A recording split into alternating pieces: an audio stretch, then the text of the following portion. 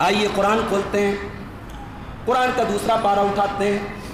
سورہ بقرہ میں اللہ فرماتا ہے وَلَا تُلْقُوا بِأَيْدِيكُمْ إِلَى التَّهْلُكَةِ، اے ایمان والو اپنے آپ کو ہلاکت میں نہ ڈالنا، کوئی ایسا کام نہ کرنا جو تمہارے جان کے لیے ہلاکت والا ہو۔ بس ایک لفظ اللہ نے استعمال کر دیا، بیڑی، سگریٹ، تمباکو، گٹکھا، اس کے بارے میں لوگ پوچھتے رہتے ہیں مولوی صاحب کیا مسئلہ ہے؟ مسئلہ یہی ہے، قرآن کی یہی آیت ہے وَلَا تُلْقُوا بِأَيْدِيكُمْ إِلَى التَّهْلُكَةِ، ہر وہ چیز جو آپ کی جان کے لیے خطرہ ہے، جو آپ کی صحت کے لیے خطرہ ہے۔ آج ہزاروں کی تعداد میں، لاکھوں کی تعداد میں تمباکو استعمال کرنے والے کینسر کی موت مر رہے ہیں، اور آپ جو گٹکھا کھا رہے ہیں، جو سگریٹ پی رہے ہیں، اس کے پیکٹ پر بھی لکھا ہوا ہے tobacco causes cancer, tobacco causes cancer, تمباکو سے کینسر ہوتا ہے۔ حکومت اعلان بھی کر رہی ہے، حکومت منع بھی کر رہی ہے، حکومت لائسنس بھی دے رہی ہے، اور آپ استعمال بھی کر رہے ہیں، اور آپ مولوی صاحب سے مسئلہ پوچھ رہے ہیں مولوی صاحب تمباکو کا استعمال کرنا کیسا ہے؟ حرام ہے میرے بھائیوں، حرام کے نیچے کی کوئی بات نہیں ہے۔ وَلَا تُلْقُوا بِأَيْدِيكُمْ إِلَى التَّهْلُكَةِ، کوئی ایسا کام نہ کرو جس سے آپ کی جان خطرے میں پڑ جائے۔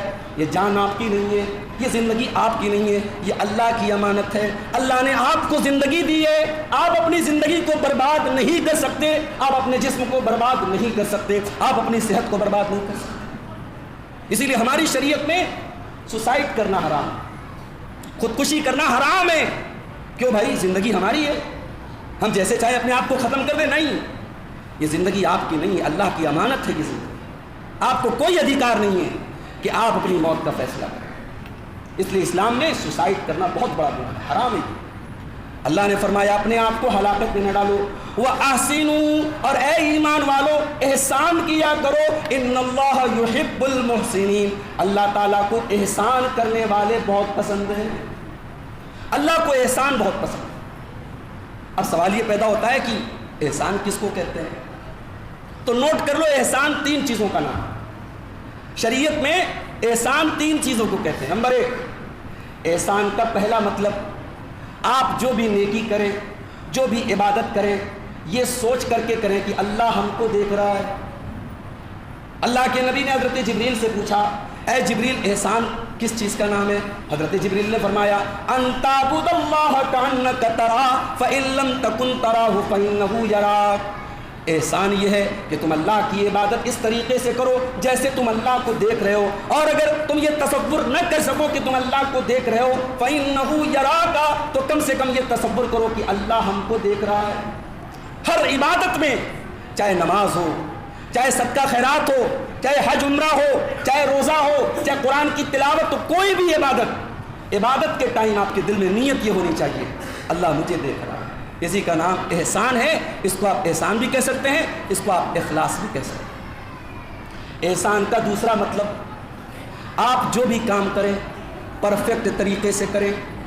نماز پڑھنے کے لیے کھڑے ہوئے پتہ لگائیں میرے نبی کی نماز کا طریقہ کیسا تھا، میرے نبی رکوع کیسے کیا کرتے تھے، میرے نبی جب سجدے میں جاتے تھے آپ کے ہاتھ کہاں ہوتے تھے، آپ کی کہونیاں زمین پر بچھی ہوتی تھی یا کہونیاں زمین سے اٹھی ہوتی تھی، آپ کے پاؤں کی ہتھیلی کیسی ہوتی تھی، آپ تشہد میں بیٹھتے تھے آپ اپنی انگلی کو اشارہ کیسے دیا کرتے تھے، آپ ہاتھ باندھا کرتے تھے کہاں پہ باندھا کرتے تھے، آپ رفع الیدین کیا کرتے تھے کہاں تک اپنے ہاتھ کو لے جایا کرتے تھے۔ جو بھی کام کرو پرفیکٹ طریقے سے کرو، یہ بھی احسان ہے۔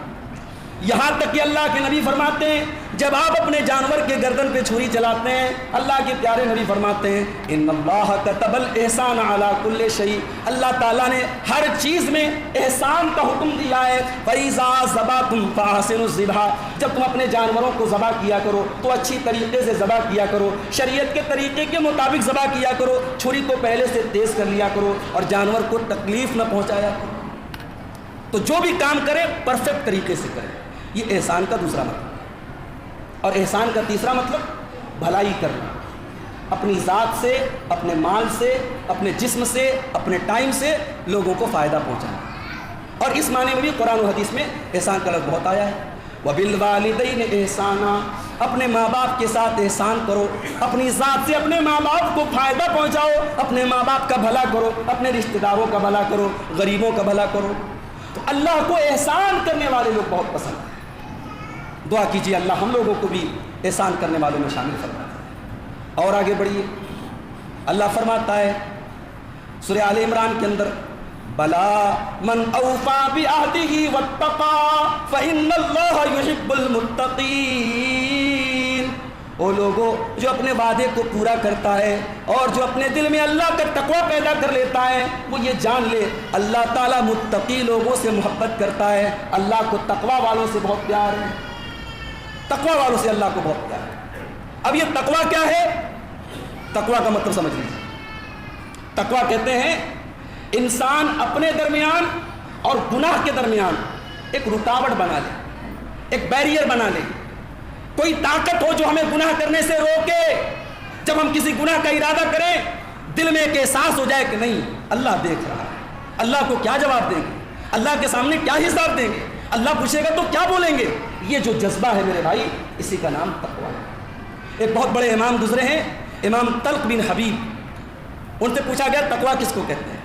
انہوں نے بڑا پیارا جواب دیا، قال ان تعمل بطاعت اللہ علی نور من اللہ ترجو ثواب اللہ، کہا کہ تقوی یہ ہے کہ تم ایسا کام کرو جو اللہ کو پسند ہے، اللہ کو پسند ہے وہ کام کرو اور اللہ تعالیٰ کی شریعت کی روشنی میں کرو اور اللہ سے ثواب کی امید رکھتے ہوئے کرو، وَتَتْرُكَ مَعْصِيَةَ اللَّهِ عَلَى نُورٍ مِّنَ اللَّهِ تَخَافُ عَذَابَ اللَّهِ۔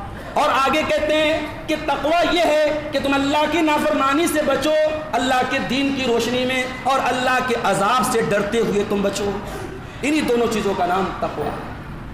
حضرت ابی بن کعب سے حضرت عمر فاروق نے پوچھا تھا کہ اے ابی بن کعب تقوی کس کو کہتے ہیں؟ علامہ ابن کثیر نے نقل کیا ہے اپنی تفسیر میں۔ ابی بن کعب بھی صحابی ہیں، حضرت عمر بھی صحابی ہیں، صحابی سے پوچھ رہے ہیں تقوی کس کو کہتے ہیں؟ ابی بن کعب کہتے ہیں حل مررت بطریق ذات شوکہ، اے امیر المومنین کیا آپ کا گزر کبھی ایسے راستے سے ہوا ہے جہاں دونوں طرف کانٹے دار جھاڑی ہو؟ کہا کہ ہاں ہوا ہے۔ کہا ایسے راستے سے کیسے گزرتے ہیں؟ کہا وشمر عن ثوبی، میں اپنا کپڑا اٹھا لیتا ہوں، سمیٹ لیتا ہوں، وَأُقَدِّمُ رِجْلًا وَأُؤَخِّرُ أُخْرَىٰ، میں سنبھل کے قدم اٹھاتا ہوں، ایک پیر اٹھاتا ہوں تو دوسرے پیر کو بچاتا ہوں، دوسرے پیر کو اٹھاتا ہوں تو پہلے پیر کو بچاتا ہوں۔ کہا امیر المومنین تلک التقویٰ، یہی تو تقویٰ ہے۔ زندگی میں چاروں طرف خواہشات کے کانٹے بکھرے پڑے ہیں، شیطان کے کانٹے بکھرے پڑے ہیں، ان کانٹوں سے اپنے دامن کو بچا کر کے اللہ کے دین پر چلتے رہنا، اللہ کی شریعت پر چلتے رہنا، اسی کا نام تقویٰ ہے۔ پتہ یہ چلا میرے بھائیوں تقویٰ کسی پھولوں کی سیج پہ چلنے کا نام نہیں ہے، تقویٰ تو کانٹوں پہ چلنے کا نام ہے۔ اگر آپ متقی بننا چاہیں گے، اگر آپ تقوی کے راستے پر چلنا چاہیں گے، بہت ساری رکاوٹیں آپ کے سامنے آئیں گی۔ آج کوئی عورت بے پردہ ہو کر کے گھومے، کوئی پوچھنے والا نہیں ہے، کوئی حساب لینے والا نہیں ہے، اور وہی عورت اگر سر سے پیر تک پردے میں نکلے اور نامحرم سے پردہ کرے، اس کی ماں بھی اعتراض کر دیتی ہے، اس کا باپ بھی سوال اٹھا لیتا ہے، اس کے گھر والے بھی سوال اٹھانے لگتے ہیں۔ آج ایک نوجوان ہزاروں ناجائز تعلقات قائم کر لے، سماج پوچھنے والا نہیں ہے، اور کوئی نوجوان موقع ملنے کے باوجود اپنے آپ کو گناہوں سے بچا لے، سماج کہتا ہے یار یہ کیسا لڑکا ہے، یہ کیسا انسان ہے، یہ تو بڑا بدقیانوس انسان ہے۔ آج تقویٰ کے راستے پر چلنا بہت مشکل کام ہے، مگر یاد رکھو میرے بھائیو ان اللہ یحب المتقین، اللہ کو تقوی والے لوگ ہی پسند ہیں۔ اللہ تعالی ہم سب کے دلوں میں بھی تقوی پیدا